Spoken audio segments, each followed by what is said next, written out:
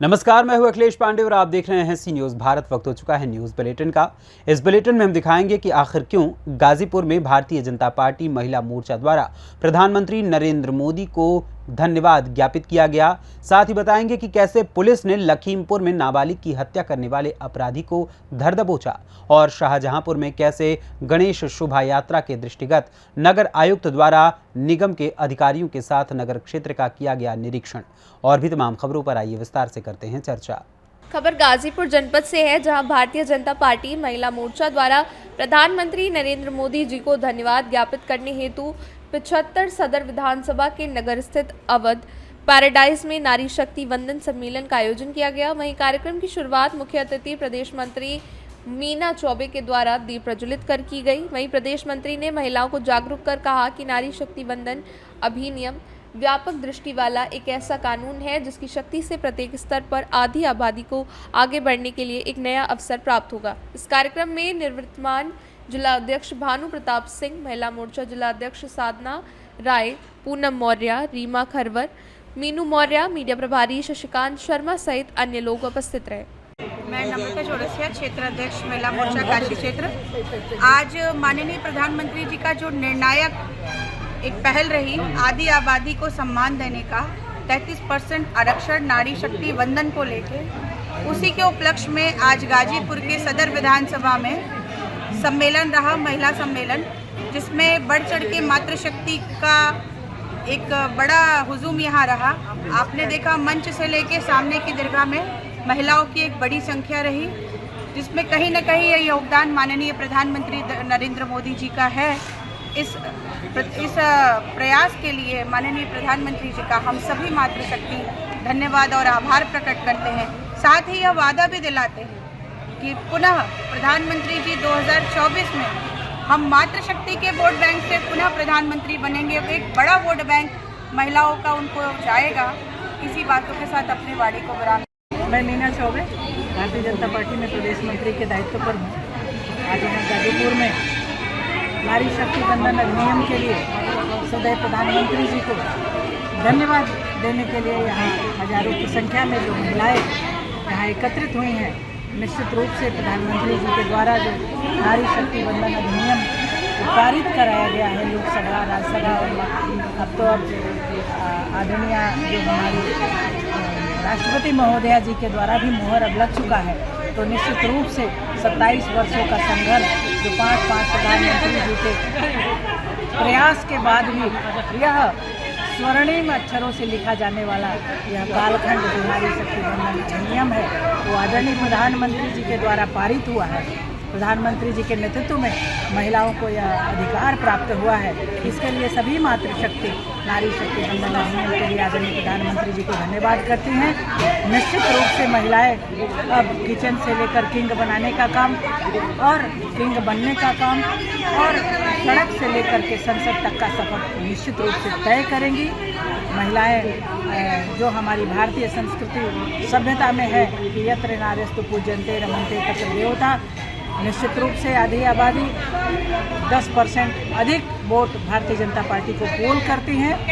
और अब तो विश्वास इतना और दृढ़ हो गया है और गहरा हो गया है कि गांव-गांव महिलाएं जो है गीत गा रही हैं नारी शक्ति वंदन अधिनियम का, तो घरे घरे चर्चा वोट बाटे चर्चा नारी शक्ति वंदन। गाजीपुर से सी न्यूज़ संवाददाता रामू चौरसिया की रिपोर्ट।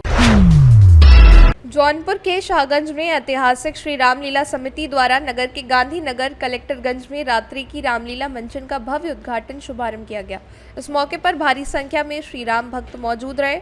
बतौर मुख्य अतिथि क्षेत्रीय विधायक रमेश सिंह, बदलापुर के विधायक रमेश मिश्र, विशिष्ट अतिथि उप जिलाधिकारी शैलेंद्र कुमार, क्षेत्राधिकारी शुभम तोदी, चेयरमैन पति वीरेंद्र सिंह बंटी, पूर्व चेयरमैन गीता जायसवाल, भारतीय जनता पार्टी नगर उपाध्यक्ष प्रदीप जायसवाल सहित श्री राम लीला समिति के अध्यक्ष संदीप जायसवाल, विख्यात समाज सेविका रीता जायसवाल, जौनपुर प्रेस क्लब के अध्यक्ष चंदन कुमार जायसवाल सहित पदाधिकारियों और संभ्रांत जनों ने प्रभु श्री राम की आरती कर लीला मंचन का शुभारंभ किया, जिसके बाद लीला प्रमुख इंदुनाथ पांडे बैजू महाराज ने पूरे विधि विधान के साथ रामलीला मंचन की शुरुआत कराई।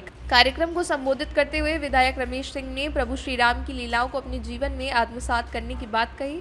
विधायक रमेश मिश्रा ने कहा कि भगवान राम सबके हैं और पूरा संसार श्री राम का है। हमें जाति, क्षेत्र, रंग के भेद को भूलकर एकता के साथ प्रभु श्री राम के बताए मार्ग पर चलकर अपने जीवन को धन्य करने की आवश्यकता है। आज रामलीला मंचन का शुभारंभ हुआ, इस अवसर पर क्या कहना चाहेंगे? आज शाहगंज नगर की ऐतिहासिक रामलीला समिति के माध्यम से आज आपने देखा कि उद्घाटन सत्र हुआ। उद्घाटन सत्र में माननीय विधायक जी रमेश सिंह जी, रमेश मिश्रा जी, SDM शाहगंज, CO शाहगंज, अध्यक्ष, पूर्व अध्यक्ष सभी लोग यहाँ उपस्थित रहे। बहुत ही हर्षोल्लास के साथ एक कार्यक्रम प्रारंभिक हुआ। सबसे अच्छा ये लगा कि बच्चों के लिए जो आजकल होता है पटाखे की व्यवस्था, बहुत अच्छा पटाखे की व्यवस्था रही और उससे चकाचौंध और इसमें पूरे नगर को मैसेज दिया कि आज उद्घाटन हुआ। राम जी के चरित्र को चरितार्थ करने का जो उन्होंने मैसेज दिया माननीय विधायक जी ने, मेरी गति नहीं रहेगी।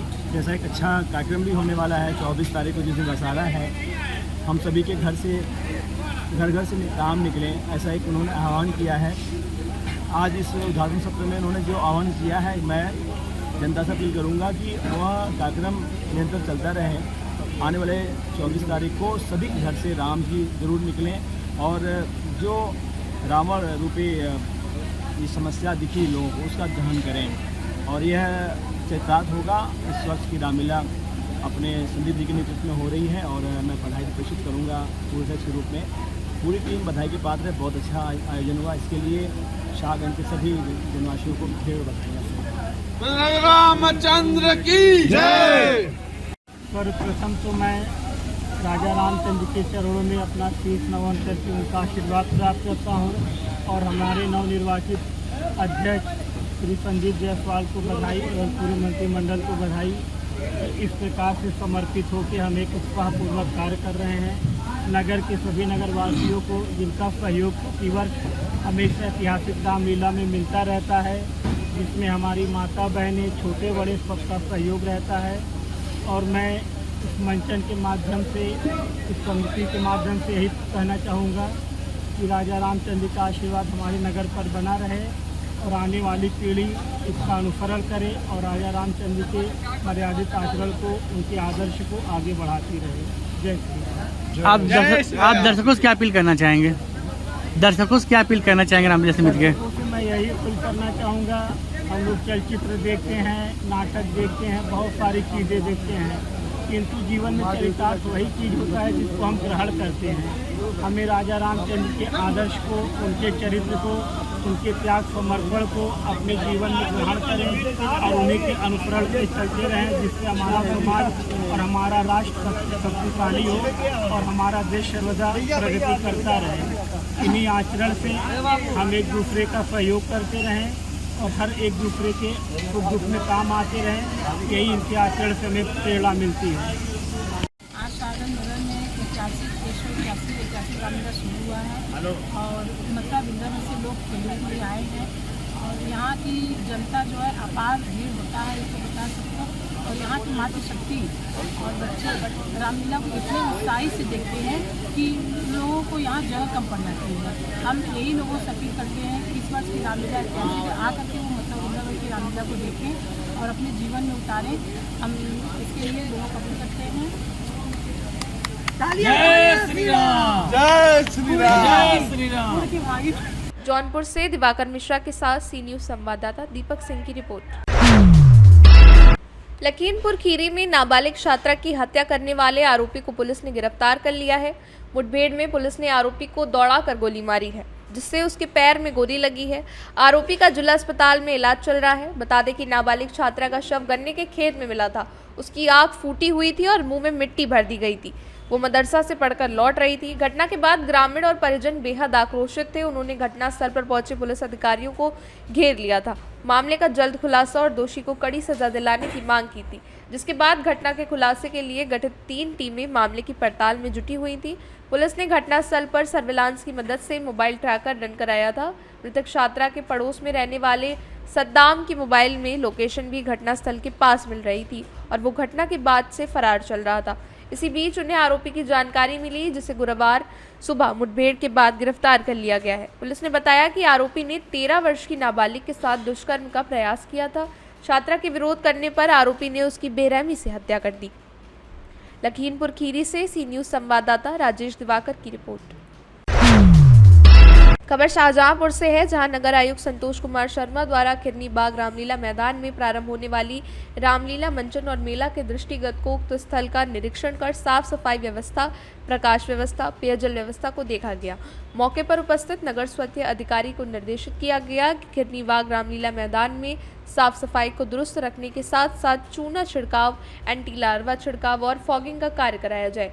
प्रकाश व्यवस्था को दुरुस्त करने के हेतु सहायक नगर आयुक्त रश्मि भारती और शुद्ध पेयजल की आपूर्ति हेतु महाप्रबंधक जल को निर्देशित किया गया। इसी क्रम में नगर आयुक्त द्वारा नगर क्षेत्र में दिनांक 12 को निकलने वाली गणेश शोभा यात्रा के दृष्टिगत रूट मार्ग केरूगंज में खोया मंडी, चौक मंडी, घंटाघर, बहादुरगंज और सदर बाजार का निरीक्षण किया गया।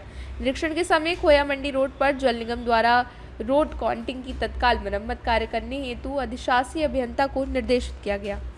शाहजहांपुर से सी न्यूज संवाददाता फसाद खान की रिपोर्ट। सिद्धार्थनगर जिले के विकास खंड बड़पुर में राज्य पेयजल और स्वच्छता मिशन, नामामी गंगे और ग्रामीण जल आपूर्ति विभाग द्वारा उत्तर प्रदेश शासन के तत्वाधान में चलाए जा रहे जन जागरूकता कार्यक्रम के अंतर्गत आज सिद्धार्थनगर के विकास खंड बड़पुर विकास खंड अधिकारी सुरेश कुमार और सहायक विकास अधिकारी राम प्यारे और ग्राम प्रधान वजूहल कमर क्षेत्र पंचायत सदस्य अकरम खान ने हरी झंडी दिखाकर रवाना किया। संस्था मेनसर्च फाल्कन महाराष्ट्र के द्वारा जन जागरूकता कार्यक्रम किए गए।